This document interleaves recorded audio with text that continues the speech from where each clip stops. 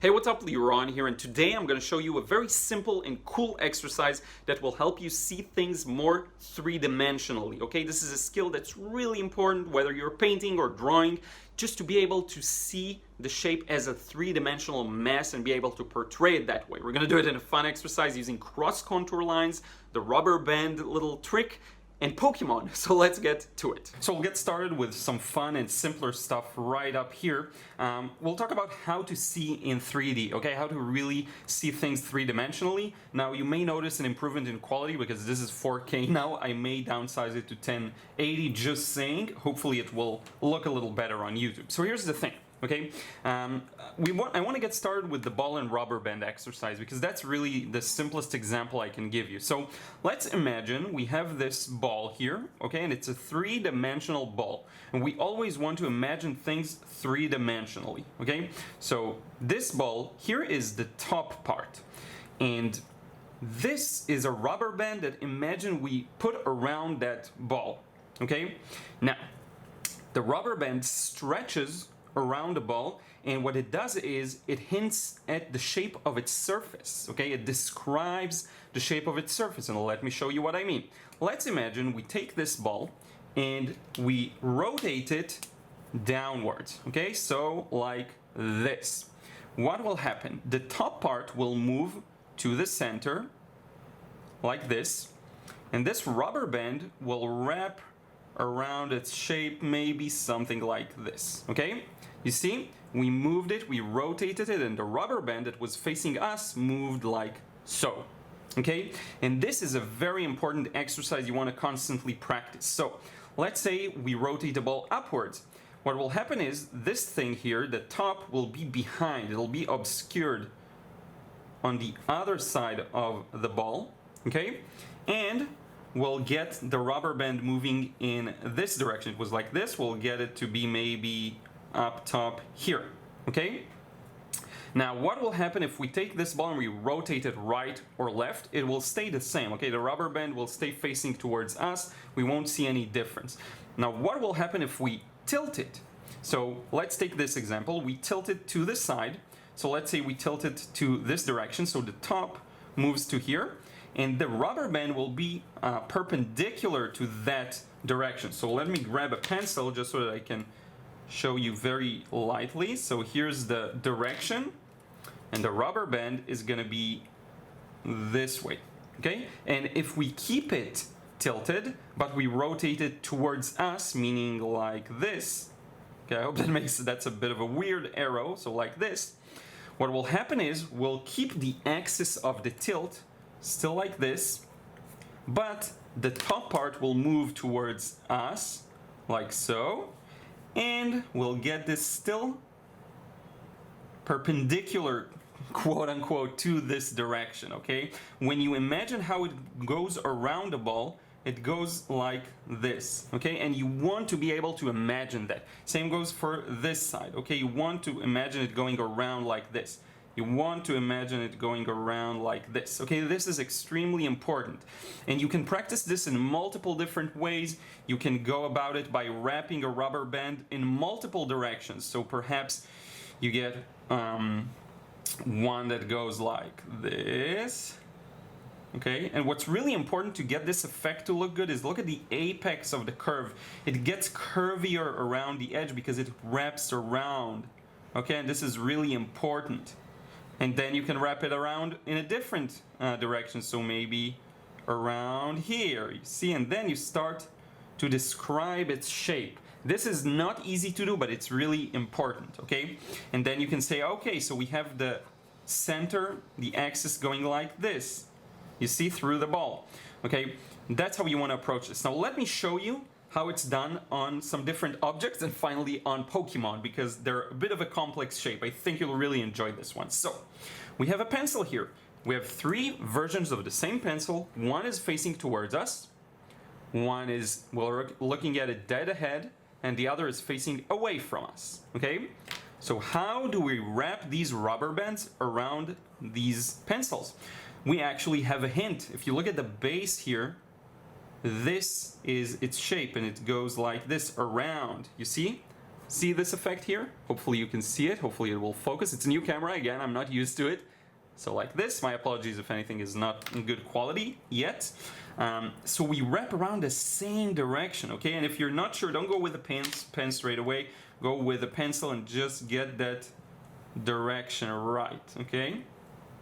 And you want to remember, the closer you get to the edge, the curvier it gets. So the curve is really strong around the edges, and it's something that you have to train your mind to do, because even I sometimes just don't get it right. Very often, actually, it's really hard.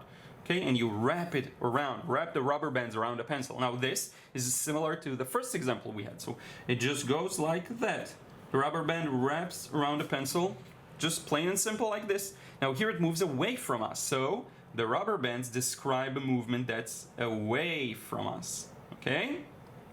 That's how you want to approach this kind of thing, and always imagine what goes on the other side, okay? Now, one more thing I forgot to mention here, it's really important. If you drop a line in between the curves for this circle, the distances should all be equal. This distance is equal to this distance, and this distance is equal to this distance, okay? You'll always have that. Even here, these distances are equal. So same goes here. When you have the front, again, the front and the back, if you connect the centers of them here, okay, you see these centers where they meet, the apex of the curve. If you connect it with a straight line, you should get an equal distance. And what does this teach us? That, let's say we have another ball here.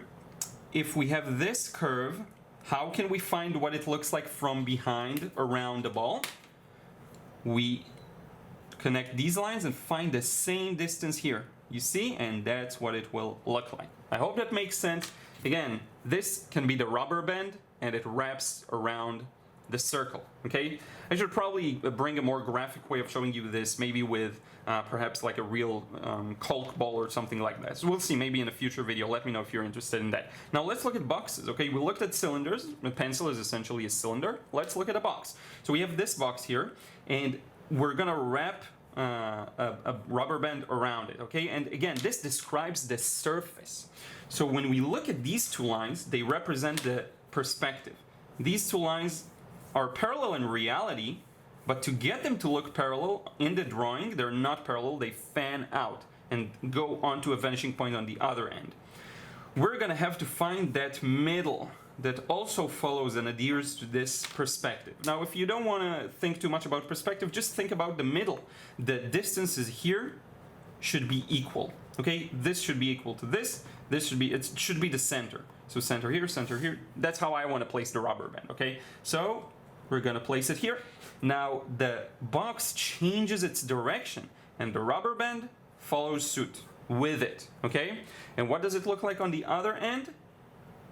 Like so, okay? This is the side section. You cut through the cube. You can wrap it in any way you want. Let's wrap it around here, like so. And then it's gonna go all the way to the back. And from behind, what we cannot see is this. It gets to the bottom, wraps all around, and returns to the same spot. Okay, I hope that makes sense. And I hope you can see well, because I'm planning on zooming in manually because the quality is a little higher. Okay, now we don't have to wrap the rubber band around the center. Let's go to the side. So we go like this, change of direction in the planes of the cube, and follow it through. We go around here, change of direction in the cube's planes, and we follow through. Now you have to make sure you adhere to the same perspective, okay? So find the lines that follow it, okay? If we're gonna put one here, it's gonna get to the same point here. This is really important, okay? And if you don't wanna deal with perspective, simply measure and say, okay, this is the center here, this is the center here, and then simply connect. Okay, I hope that makes sense. And now, onto the toughest part here that I do want us to touch upon, the Pokemon. So what we'll do is attempt to describe their shapes with these rubber bands. Now, I don't want the drawing to get too complex, so we'll actually switch to a pencil, which is a little lighter than the pen. And actually, let me zoom in just a bit on the Pokemon manually to make sure you see them well, because why not have that option? So let's look at this Jigglypuff here, okay? Pocket Monsters, one of probably the biggest franchise I started collecting Pokemon cards again, which is really fun. And these are just cool creatures. What I love about them is that they're based on very simple shapes. Like, look at Jigglypuff. It's just a ball. It's simply a ball. This shape is very ball-like as well. Caterpie is just a worm, okay? It's very simple shapes. And even if you don't like necessarily the characters or know them, they're an excellent way to practice this side section. So what we have to determine is whether things move towards us and away from us, in which direction, and how to describe their surface. So let's look at Jigglypuff's hands, actually. So this hand, it seems to point towards us, kind of similarly to this pencil right here. Let me move this a bit. This pencil. So how will we describe the shape if it moves towards us? Well, I'm going to show you, and then you'll slowly understand, okay? It's a little complex sometimes, but I'm gonna, sorry, and I said I'll do it with a pencil. I'm gonna wrap this around the hand, like so. You see? Because it moves towards us, like this. Now this hand moves away from us, so how will we describe that? Look at the pencil here. Away from us. One way to help you with this is to look at the base. How does the hand connect to the body? Does it connect like this? Like a circle here? Then this is the curve. This one moves away, and we even have a hint of it on the side of its body. You see this? It's gonna follow that same direction. Okay, now, many times this will be dependent upon, are we looking at these creatures from above or from below? Why? Because, again, if we have a ball, if we look at it from above, you'll see these shapes. But if we're looking at it from below, that's a really bad ball. Then we'll see them going the other way around. You see, this is the top, and this is the bottom. Okay, sorry, you couldn't see anything, my bad. Top, bottom. So the question is, are we looking at this Jigglypuff from above or from below? To me, it looks like we're looking at it from above. Why? Because the body obstructs some of the legs. So let's try and describe it. It's a ball. It's just a ball. So if we get a cross contour line, it's gonna follow the shape all around its body, like so. You see? And the lower it gets, the stronger the curve gets. And this is another thing that I didn't show enough maybe. So let's say we have this ball here. Here it's a slight curve. Here it's a stronger curve. And here it's a really strong curve. You see? The curve changes. So, goes like this, around. Goes like this, around, and the top of the head goes like that. Now, even if you think to yourself, I can't do this yet, it's fine. Seeing me do this will help you a bit, okay? Now, let's look at the legs. So, are they moving towards us or away from us? Well, in a way, are we looking at them from above or below? That's the right question. So we're looking at them from above. So this actually reminds me, if this is the pencil, it moves towards us like this. So how are we going to describe it? With lines that go around like so. So let's see. This is the tip. Goes around like this. You see? Same here goes for this side. See? We wrap it around, and this is a very important exercise. Okay, I hope you can see this well. Now let's describe the ears. Okay, are they moving towards us or away from us? If we're looking from above, I would assume that this actually is in towards us. Now you have to remember, because this is a very cartoony style, manga style more to be accurate, there is a bit of simplification involved. For example, I think we're looking at this ear from above, so this curve should not go like this, but rather like that. So I'm gonna fix it, okay? My bad, but I just followed the drawing the way it looked. And now it makes more sense to me. So how are we gonna wrap around this ear? Like so. You see? And look at the curve, that's really, and this ear moves away from us, so we're gonna go like so. You see? And the curve, again, is really important. It describes the shape, okay? If you have a shape that's very oval, let me switch to the pen so you can better see. If you have a shape that's very oval, you'll get these rounded shapes to describe its surface, okay? Like so. But let's say the shape is mostly flat, like the ear feels a little flat. So how are we gonna describe it? Let me show you. It's not gonna be full rounded circles like here, but it's gonna be a little flatter around the middle, you see? And that way I hint at the shape It's mostly flat around the middle, but then it rounds up around the back. See, this really hints at the shape of the object. Let's say I have not a cylinder, but rather a thin cylinder. You see, like this. It's a really thin cylinder.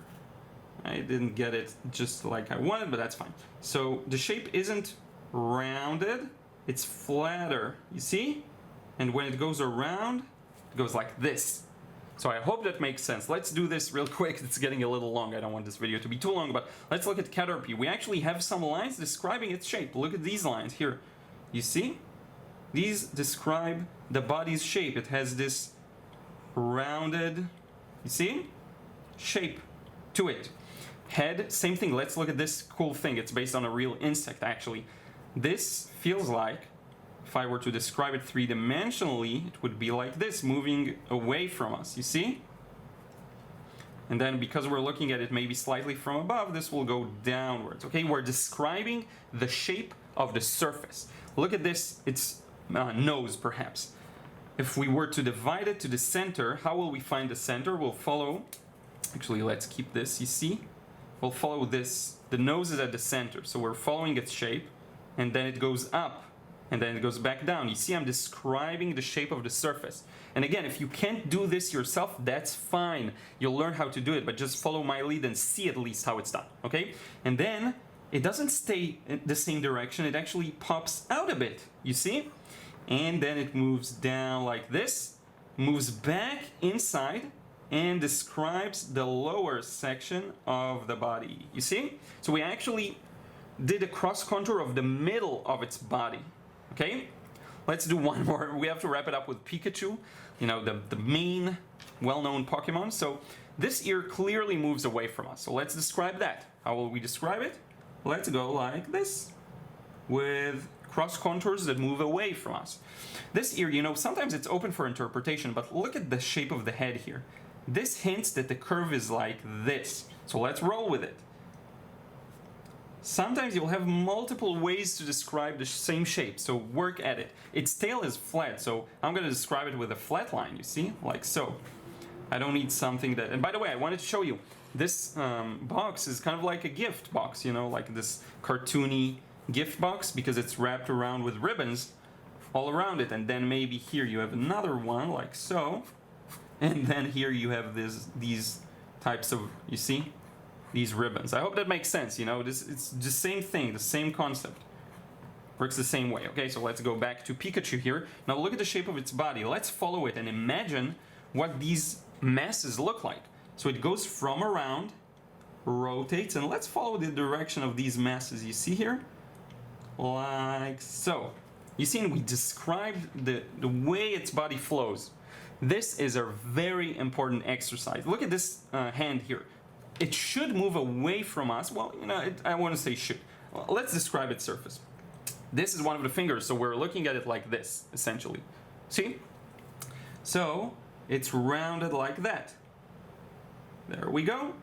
And we described its shape. This hand moves towards us, and the artist Ken Sugimori, who's awesome, did the job for us. He got us the cross contour shape. See, just like this. Okay, because it moves straight towards us, kind of like this pencil here. Okay, so if it moves towards us, like directly towards us, it's gonna go like this, like very rounded. Okay, almost circular actually. I should go a little more like this. You see? So yeah, let me zoom out and just conclude this one. So I hope all this mumbo jumbo makes sense. Again, this is all about starting to see things three-dimensionally. Cross contour lines, which is this rubber band, okay? It's if we have an object, how will it look like if we intersect it? If we cut it through, what shape will we get? And it's a very good exercise in figuring out what the shape is like in a three-dimensional space rather than flat. And a lot of the problems I see people have, whether it's painting or drawing, is the inability to express the roundedness or the three-dimensionality or the mass of a subject. And if you do this exercise enough, and choose a subject you like, choose something you like. Do you like a phone? Just follow a phone. Do you prefer to use, like, you can even do this for this meter thing, okay? You just describe its surface. It goes like this, and then there's a bump inside and then back out, you know. Do this, you can use any subject you want, any subject you enjoy and love. and try and think about how should I describe its surface. It will really help, and it will show in your work. Okay, I hope you enjoyed this one. Now let's wrap it up. So this is it for this one. I really hope once again you enjoyed it and found it useful. And even if you still think to yourself, I'm not sure I can do it, okay, just seeing it in action will start to spark the initial understanding of this topic. Okay, many times you're just not exposed to how this is done, and seeing it in action and realizing, oh, now I actually understand the surface of this pencil much better because I saw it described using this rubber band or this side section, cross contour, whatever you want to call it. Just understanding this and how important it is will get you thinking in this way. And start simple. Start with simple subjects, balls and the boxes, and describe their surface. Trust me, this will really help you. So I hope you enjoyed this one. I want to thank you so much for sticking around and watching. I really do appreciate it. I would really appreciate it if you're still not subscribed. Be sure to subscribe down below and leave a like and a comment. Maybe let me know your thoughts. These things help me reach more people. And I will catch you in the next vid.